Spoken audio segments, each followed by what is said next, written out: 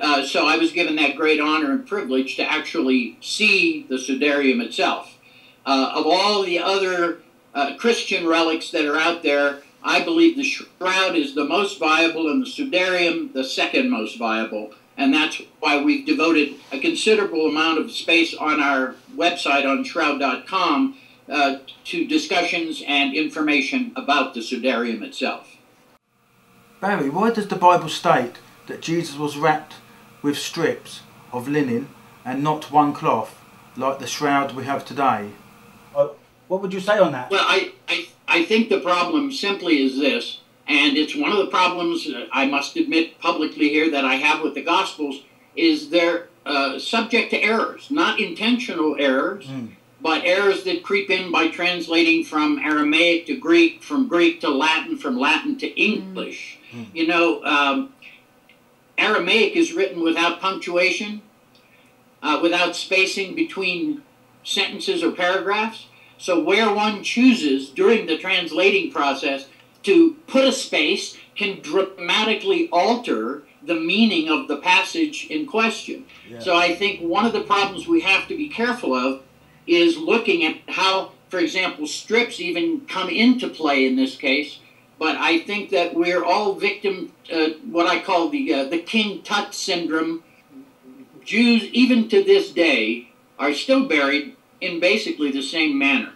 When my father passed away in 2003, his body was placed in a linen shroud, very much like the shroud. The only difference was that it was sewn along the edges so that it was like a sack that his body was placed into. So it would be less need for strips because the body would stay within this. It was already bound at the edges.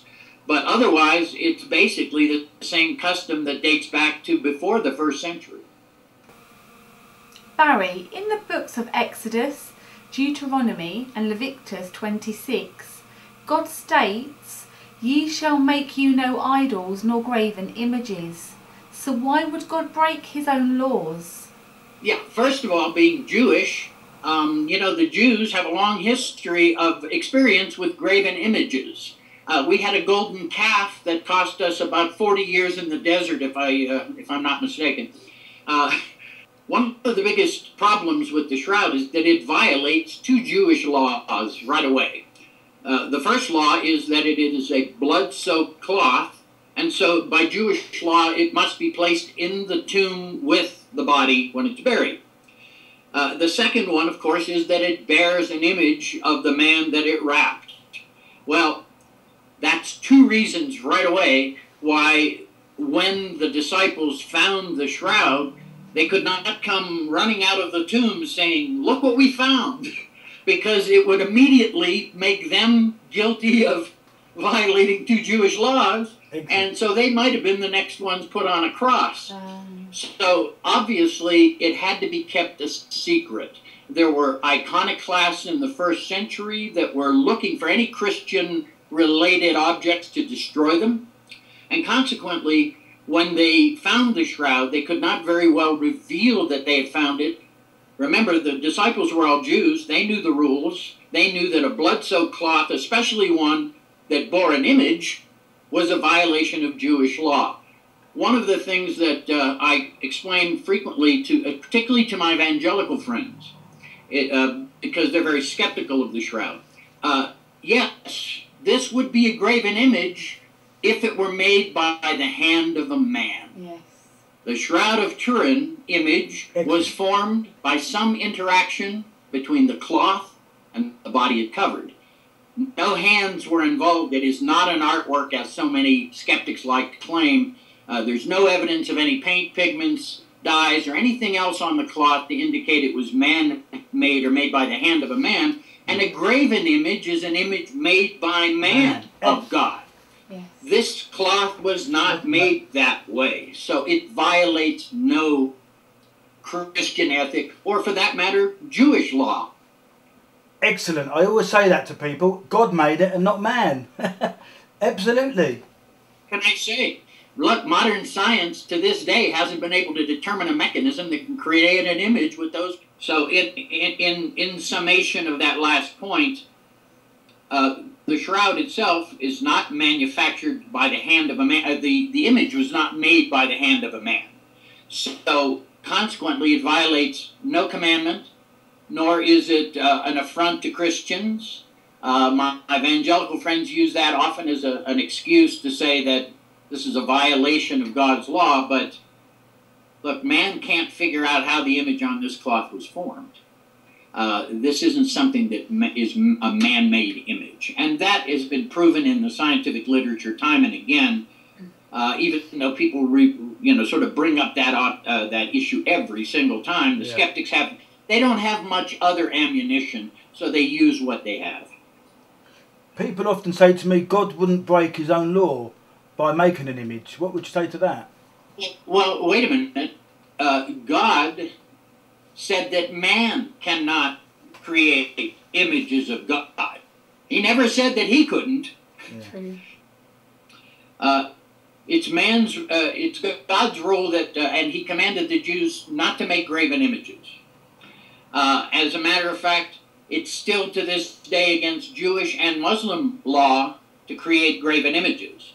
I believe it was in about the 900s when the Orthodox Church began to create icons, which in effect technically are graven images, but this was permitted both within the Orthodox and within the Catholic Church, so that they do have, for example, a crucifix with a corpus on it, where in a Protestant church, Church of England, you will not find a corpus on the cross because they consider that a graven image. So this whole issue of graven images primarily was a commandment to the Jews because of their golden calf. Yeah.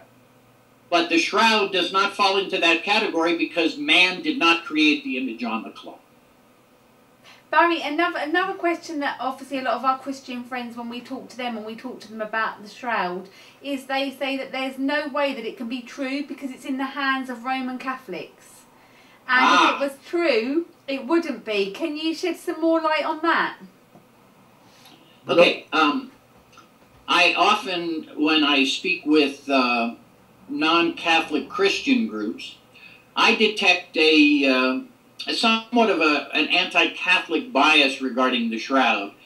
They seem to believe that, well, because the Catholic Church has it, then it's just another one of the multitude of relics the Catholic Church has created, discovered over the centuries.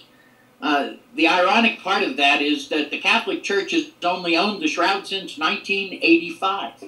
Excellent. And prior to that, it was in the hands of the Savoy family, the monarchy, the ruling monarchy of Italy until 1946. So during the period of time where the Savoy family owned it 550 to 600 years, they allowed the church to be the custodians of it, but the king and the Savoy family were the legal owners of the shroud. 1983, when King Umberto II died, he left the shroud to the living pope, not to the Catholic Church as an institution, but to the living pope, because I think the king was wise enough to understand that one man could make viable decisions about the shroud, but a college of cardinals would take forever before any decision could be made. So I think the king, in his wisdom, did the right thing by leaving it to whoever the living pope was at any given moment in history. So, but it is not just a Catholic relic, because it's only come into the hands of the church in 1985, which isn't very long ago. No. Isaiah 50 verse 6 states, I offered my back to those who beat me, my cheeks to those who pulled out my beard. I did not hide my face from mocking and spitting. Barrie, does the Shroud of Turin show any facial hair missing? Often skeptical Christians will say to me that it says in Isaiah that they plucked his beard, and the man of the shroud has a beard, so obviously this can't be Jesus. Well, I always point out to those folks that when it says they plucked his beard, it didn't say they gave him a shave. And having a beard of my own, and having on occasion caught a beard hair in a zipper, and had one hair pulled out and tears were brought to my eyes, if you look at the man of the shroud, you'll see there's a split in his beard, as if there's a piece missing. And if somebody had ripped that out of his beard, I assure you that would have been equally as much pain and torture as all the other tortures that were afforded to him. But it never said in the Gospels that they gave him a clean shave. They just said they plucked some of his beard hairs. So I think, again, we fall into this trap of interpretation of what is said and sort of applying that interpretation to our personal beliefs. And fortunately, one has to look at the context of the time in which these events took place. This was the 1st century, not the 21st century. And so the standards and the way things were done and even the way things were said are dramatically different what we're used to today. We cannot apply our 21st century mindset to the 1st century. We have to look at the cultural milieu that they lived in at that moment in time and apply these ideas within that context. And when we do that, we can see that there's nothing about the shroud that violates any of the things in both the Old or the New Testament. It's consistent completely, not only with the prophets from the Old Testament, but with the description of what was done to Jesus in the New Testament, in the four Gospels. And every wound that's described in the Gospels that was done, every torture that was applied, are documented with forensic accuracy on the shroud. So how can someone not accept that when forensic science is basically a 20th century invention, and in the 1st century, no one had a clue to these things. So there's no way that either a medieval artist or anyone in between could have created this with the level of forensic accuracy and expertise that's shown on the shroud. The only way that could happen is if the cloth was wrapped around the body. That's the only way it could happen. Even today, scientists are coming forward and saying it's impossible to create a 3D image that even NASA cannot produce, even today. That's true. One of the unique properties of the shroud's image is that encoded within the lights and darks of the image are spatial or depth information like a topographical map. We don't know how to, you can't do that with a camera. You can't do that as an artwork unless maybe you're using the shroud as your point of reference. Some of the modern folks have duplicated some of those images now using other means, but no one in all the years that I've been involved, 35 or so, no one has created an image with the same chemistry and physics as the image on the Shroud of Turin. Every effort has been made, and I get to see most of them. Often the skeptics will come to me for shroud photographs. Not only does the shroud have this topographical information built into the density of the image itself, the lights and darks of the image, there are so many properties of this image that is probably the most difficult to reproduce.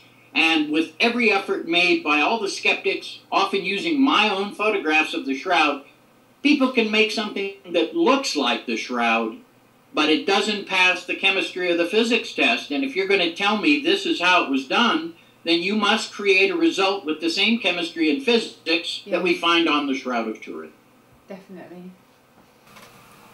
Barrie, why would you go against your own faith to prove that the shroud is the genuine burial cloth of Jesus Christ?